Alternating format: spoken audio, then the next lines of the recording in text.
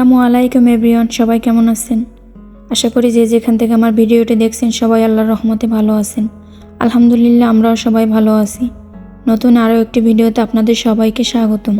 তানবীরের চুলগুলো বেশ বড় হয়ে গেছে। লাস্ট ওর বার্থডে পার্টির সময় কাটা হয়েছিল, এরপর আর কাটানো হয়নি। তো লাস্ট 5-7 দিন ধরে ওর বাবাকে বলতেছি যে ওর চুলগুলো কেটে এনে দাও। আমাদের এই এরিয়ায় যত সেলুন আছে ওখান থেকে ও চুল কাটবে না, ওর পছন্দের সেলুন থেকে কাটবে, তাই আর কাটা হয় না। তো আজকে চিন্তা করছি সময় করে আজকে যেতেই হবে, চুলগুলো অনেক বড় হয়ে গেছে।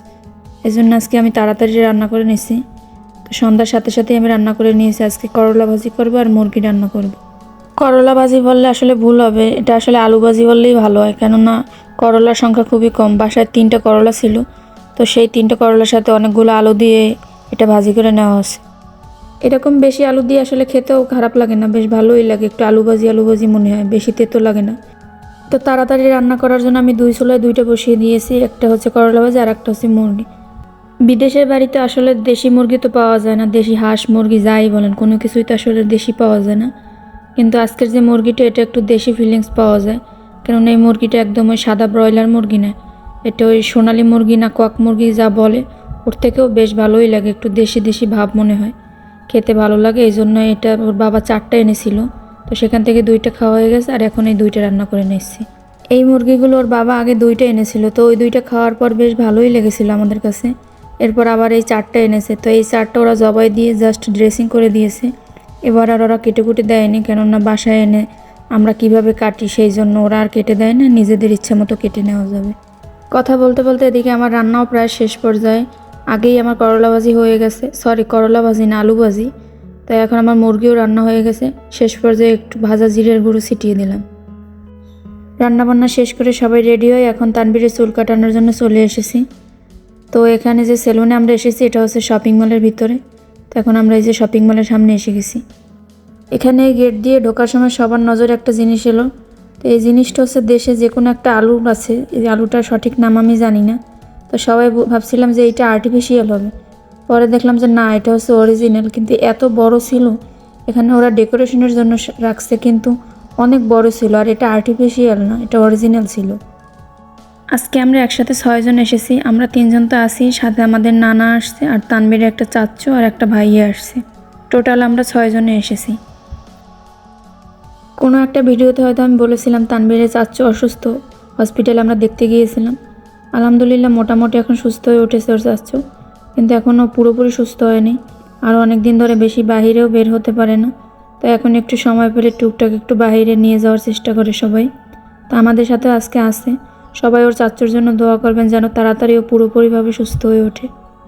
এখন যেহেতু একটু ভালোই ঠান্ডা ঠান্ডা পড়েছে, তো এখন রাতে আর সাগর পাড়ে যাওয়া সম্ভব হয় না, আসলে বেশ ভালোই ঠান্ডা পড়ে। তো বাহিরে আর আসলে কোথায় ঘুরতে যাব, তো এই শপিং মলে আসলেও মোটামুটি একটা টাইম স্পেন্ড হয়ে যায়। এখানে কিছুক্ষণ ঘুরলেও সময়টা কেটে যায়। যেহেতু মলের ভিতরে সব কিছুই আছে, কোনো কিছু কিনতে হলে এখান থেকেই কিনে নেওয়া যাবে। তানবীরের চুলও কাটানো হয়ে যাবে। আর এখানে প্লেগ্রাউন্ড আছে, সেখানেও খেলাও করতে পারবে, মানে সব কিছু মিলিয়ে আমাদের সময়টা ভালোভাবেই কেটে যাবে। এখান থেকে যাওয়ার সময় দেখছিলাম যে একটা লোক এই লিফট থেকে উঠতেছে, ওই যে বেলুন টাইপের কিছু একটা বাচ্চাদের যেগুলো বিক্রি করে, বিভিন্ন শেপের আছে। তো আমি তানবীরকে বলতেছিলাম বাবা লাগবে নাকি, একটা কিনে দেব। কিন্তু ও দেখে যা বললো যে দূর ফালতু, এগুলো কোনো কাজেরই না, মানে কিছুক্ষণ পরে তো এগুলোর আর হাওয়া থাকে না।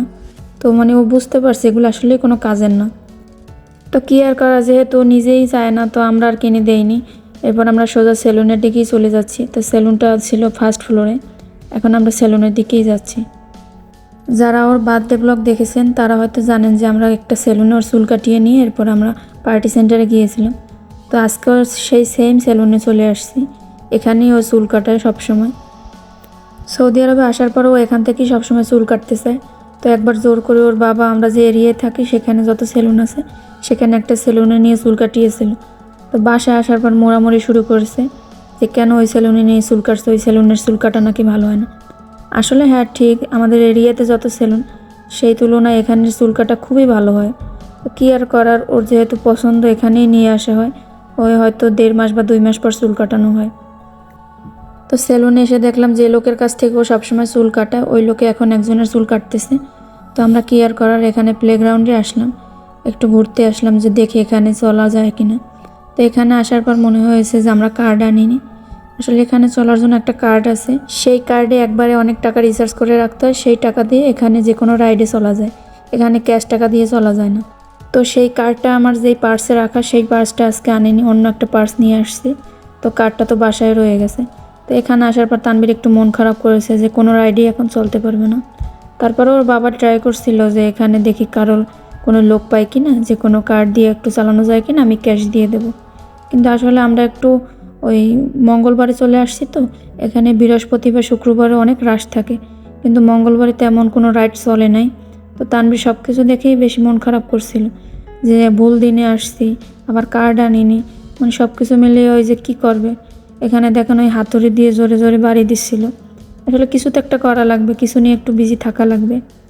যদি এখানে প্রত্যেকটা রাইডার চলা হয়ে গেছে, মানে হয়তো 2-1টা বাদ থাকতে পারে, আর সবগুলো রাইডার চলা হয়ে গেছে, কিন্তু ওই যে বাচ্চা মানুষ দেখলেই চলতে মনে চায়।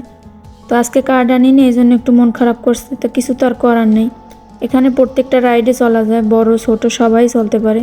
এক একটা রাইড প্রায় 15 রিয়াল 20 রিয়াল লাগে চলতে।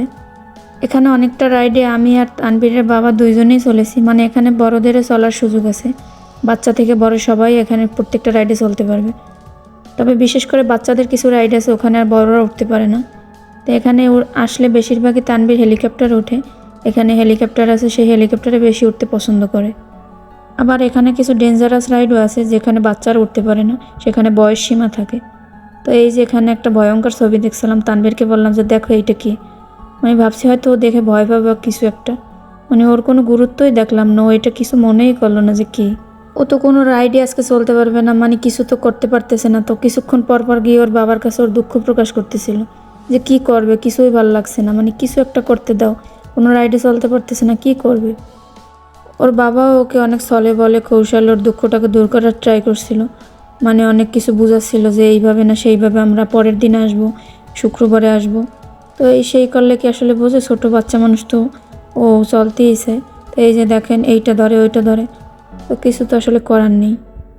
এখানে এসেছে আর চলতে পারতেছে না কোনো রাইডে, তো আসলে তো কষ্ট পাচ্ছে। তোর বাবাকে বললাম যে চলো এখান থেকে, এখন সেলুনের হয়তো ওই লোকের কাটানো শেষ, এখন ওর চুল কেটে দেবে। তো এখান থেকে আমরা যত দ্রুত সম্ভব বেরিয়ে পড়লাম।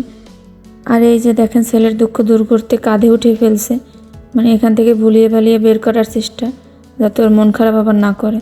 কিন্তু আসলে তারপরও মন খারাপ করেছিল। আর আজকে আমরা এসেছি কিন্তু আন্দোলস মলে।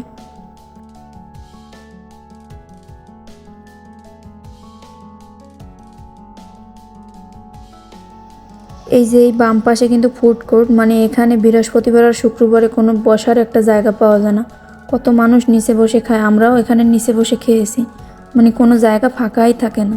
সেখানে আজকে মঙ্গলবার, তো লোকজন তেমন একটা নেই বললে চলে। তো এখান থেকে বের হয়ে আমরা সরাসরি সেলুনে চলে গেলাম। সেলুনে এসে দেখি তখন আবার আরেকজন সিরিয়ালে দাঁড়িয়ে আছে।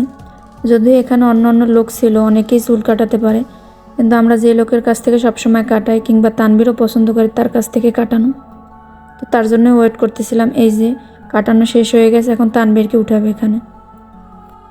এই সেলুনে শুধু বাচ্চাদেরই চুল কাটানো হয়, মানে এরা হচ্ছে professional kids hair cutting master.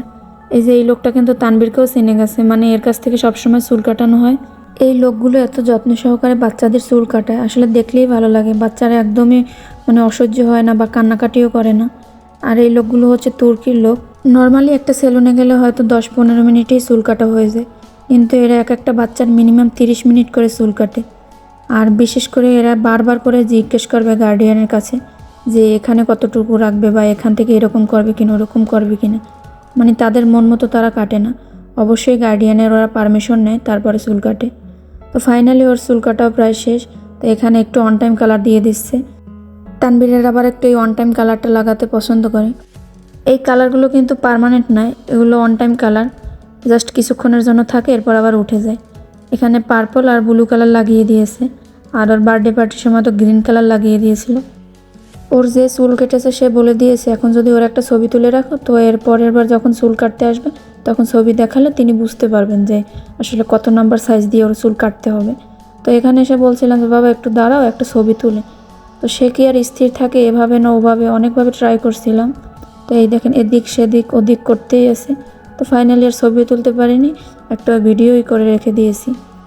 এই মলের ভিতরে হাইপার পান্ডা আছে, তো আমরা এরপর হাইপার পান্ডায় চলে আসছি, যে দেখি এখান থেকে কোনো কিছু কেনাকাটা লাগে নাকি, যেহেতু আজকে 5 জন একসাথে আছি, কারো না কারো কিছু লাগতেই পারে। তো সময় যেহেতু আছে আমরা ভিতরে চলে আসলাম, এখন দেখা যাক কে কী কেনে। তো এখানে এসে এই যে তানবীরের, ওর আবার এই মার্কেটে আসলে ওর পা ব্যথা শুরু হয়ে যায়, এতক্ষণ পা ব্যথা করেনি।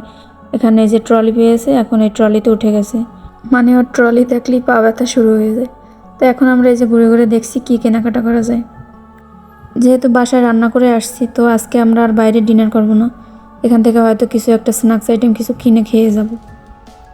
পান্ডায় একটা ডেজার্ট আইটেম আছে, তো ওই ডেজার্টটা খেতে এতটাই ভালো লাগে, তো আমি পান্ডায় আসলে অবশ্যই ওই ডেজার্টটা খাই। এখানে ডিমের সেকশনে এসে মনে হলো যে এত পরিমাণে ডিম, পুরো ডিমের একটা কারখানা এখানে। তো এখান থেকে আমরা ডিমও নিয়ে নিলাম।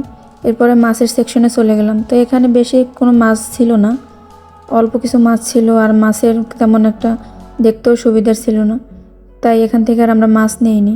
এরপর এখান থেকে বের হয়ে এই যে ডেজার্ট আইটেমে চলে আসলাম, মানে ডেজার্ট সেকশনে। তো এখান থেকে কি নেব, কে কী খাবে, তো এখানে ডিসিশন নিচ্ছিলাম যে কে কোনটা নেবে। তো এখান থেকে আমার জন্য সেই যে ডেজার্ট একটা নিয়ে নিয়েছি, আর তানবীর কেক নিয়ে নিয়েছে। আমি এখান থেকে কুনাফাও নিয়ে নিয়েছি, মানে যে যেটা পছন্দ করে সেইটা নিয়ে নিয়েছে। তো এখান থেকে তো আসলে খাওয়ার সুযোগ নেই। এই যে আমার সেই পছন্দের ডেজার্ট, খুবই মজার খেতে, একদম ক্রিমি একটা টেক্সচার, মুখে দিলেই একদম মিলিয়ে যায়। এই যে এখান থেকে বাসবুসাও নিয়ে নিয়েছি, তানবীরের জন্য কেক আর সাথে ক্রোসান্টও নিয়ে নিয়েছি। আর আমি যে ডেজার্টটা খাবো সেই ডেজার্টের 5টা নিয়ে নিয়েছে, সেখান থেকে 2টা আবার একটু ডিফারেন্ট টাইপের নিয়ে নিয়েছে। এখানে ওর বাবা বললো যে তাহলে 2টা একটু নতুন 2টা ট্রাই করে দেখি। তো একই ফ্লেভারের 3টা নিয়ে নিয়েছে, আর 2টা অন্য ফ্লেভারে নিয়ে নিয়েছে। তো আজকে টুকটাক এখানেই কেনাকাটা শেষ, এখন আমরা কাউন্টারে চলে আসছি। তো এখানে এসে আবার ওর বাবা তাড়াতাড়ি এখানে চামচ কিনতে গিয়েছে, এখানে ডেজার্টের সাথে কোনো চামচ দেয়নি। তো আসলে খাবো কি দিয়ে, সব জিনিস আসলে বাসায় নেওয়া পর্যন্ত ভালো থাকবে না বা ঠান্ডা থাকবে না, এখান থেকেই খেয়ে যেতে হবে। তো ওখানে ওরা যেহেতু চামচ দেয়নি, এখান থেকে অন টাইম চামচের প্যাকেট কিনে নিয়ে আসছে, পরে আমরা কাউন্টারে সব কিছু দিয়ে দিয়েছি। এখানে কাউন্টারে সব কিছু দিয়ে বিল পেমেন্ট করে এরপর আসলে এগুলো খাওয়ার তো একটা জায়গা দরকার, তাই না? এরপরে গেলাম আমরা ফুড কোর্টে আবার। তো ফুড কোর্টে গিয়ে সেখানে ধীরে সুস্থে খেয়ে এরপর আমরা বাসায় যাব। এরপর এখানে এসে সবাই যে যারটা খাওয়া শুরু করলো। তো ওর বাবা যে ওই ডিফারেন্ট টাইপের একটা ট্রাই করবে বলে এনেছে, তো সে তারটা ট্রাই করে আসলে একদমই মজা পায়নি। এই যে আমার এইটা আসলে অনেক মজা থাকে, একদম ক্রিমি টেক্সচার, বললাম না অনেক মজা থাকে। তো ওর বাবা বললো আসলে ডিফারেন্ট টাইপেরটাই এনে আসলে কোনো লাভ হয়নি, খেতে একদমই মজা না, এরপরে যখন কিনবো মানে একই ফ্লেভারের কিনবে। তো যেহেতু তারটা আসলে মজা লাগে না, তো কি আর করা, দুইজনটা একটু শেয়ার করলাম। ওই ডেজার্ট আইটেম খাওয়ার পরে এরপরে এই যে বাসবুসা ট্রাই করতেছি। তো আসলে এই বাসবুসাটা একদমই মজা ছিল না, এর থেকে ভালো বাসবুসা আমরা ঘরে বানিয়ে খেতে পারি। এত পরিমাণে মিষ্টি দিয়ে দিয়েছিল এই বাসবুসার ভিতরে, কেউ যদি অধিক পরিমাণে মানে অনেক বেশি মিষ্টি খায়, তার কাছেও এই মিষ্টি অনেক বেশি মনে হবে, মানে এত পরিমাণে ওরা বেশি মিষ্টি দিয়েছে। তো একটু খেয়ে আর খেতে পারিনি। এরপর ওর বাবা কফি এনেছে, তো এখানে এখন আমরা সবাই কফি খেয়ে নিচ্ছি। কফি খেয়ে নেওয়ার পরে এরপর আমরা বাসায় যাওয়ার জন্য নিচে চলে আসছি, এখন আমরা বাসার দিকে রওনা দেব। ভিডিওর এখনও পর্যন্ত যদি কেউ থেকে থাকেন আর ভিডিওর কোনো একটা অংশ যদি আপনার কাছে একটু ভালো লেগে থাকে, চাইলে আপনি আমার চ্যানেলটি সাবস্ক্রাইব করে পাশে থাকতে পারেন। আমার চ্যানেল থেকে যতটুকু অ্যানালাইটিক্স করে দেখতে পাচ্ছি যে 3 দেশ থেকে আমার ভিডিওগুলো দেখতেছেন, বাংলাদেশ, সৌদি আরব আর ইন্ডিয়া। তো আপনারা আসলে কে কোথা থেকে ভিডিও দেখছেন, বাংলাদেশে কে কোথা থেকে দেখছেন, চাইলে আপনি কমেন্ট করে জানাতে পারেন, জানালে আমি খুব খুশি হব। তো এখানে বাইরে এসে আমরা দাঁড়িয়েছিলাম কিছুক্ষণ, এখানে নানা গাড়ি নিয়ে আসবে, তো আমরা এরপর গাড়িতে উঠে যাব। তো ওই যে নানা চলে আসছে, এখন আমরা গাড়িতে উঠে গেছি। এখন আমরা ইনশাল্লাহ বাসার দিকে রওনা দিয়েছি। এখন প্রায় রাত 11:30 বেশি বেজে গেছে, এখন আমরা বাসায় চলে যাব। আজকে সময়টা আমাদের কাছে মোটামুটি ভালোই কেটেছে। তো নর্মালি একটা প্ল্যান করে বাইরে বের হলে হয় কি একটু দূরে কোথাও যাওয়া হয় বা বেশি মানুষ যাওয়া হয়, কিন্তু হুটহাট করে এরকম বের হলে আসলে বেশি মানুষ যাওয়া হয় না। আর আমরা আজকে মঙ্গলবার এসেছি, তেমন কোনো মানুষও ছিল না, তানবীর আবার রাইডে চলতে পারেনি। তো সব কিছু মিলিয়ে আসলে মোটামুটি ভালোই কেটেছে। এই যে বাসায় আসার পর তানবীরে তার এই কার্ড নিয়ে খেলা শুরু করেছে। এগুলো হচ্ছে ওর কি প্লেয়ারের কার্ড, ও আসলে তো এই ফুটবল লাভার, বিশেষ করে রোনালদোর ফ্যান। তো এই যে বিভিন্ন ধরনের কার্ড কিনে আনছে, আর এখানে বিভিন্ন দেশের প্লেয়ার আছে। তো বিভিন্ন দেশের প্লেয়ার থাকলেও আসলে সবার উপরে সে রোনালদোর কার্ডটাই রাখে। রোনালদোর ফ্যান বলে কথা, অবশ্যই রোনালদোর কার্ড উপরে থাকবে। সবার সুস্থতা কামনা করে আজকের ভিডিও আমি এখানেই শেষ করছি। সবাই আমাদের জন্য দোয়া করবেন। ইনশাল্লাহ নেক্সট ভিডিওতে আবার দেখা হবে। আল্লাহ হাফেজ। আসসালামু আলাইকুম।